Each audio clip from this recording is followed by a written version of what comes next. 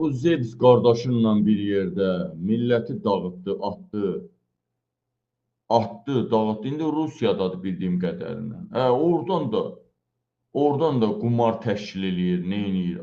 Bu ölkənin yiyəsi yoxdur. Ölkə indi bax, axtarırsan ki, Zevsin bir yaxın adamı, bir Zevsdən ya hansısa general bir yerdə bazlıq eləyir. Ən yaxşı halda.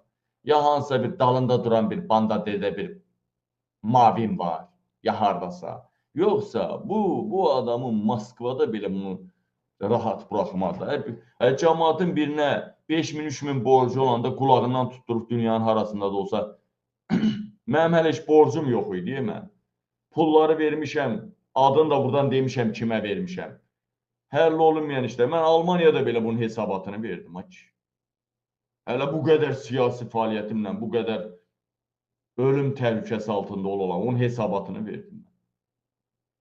Buna bax, oturub minlərlə adamı atıblar, gedib oturub orada, Rusiyada. Nə təri bu? Qumar təşkil eləmək nədir?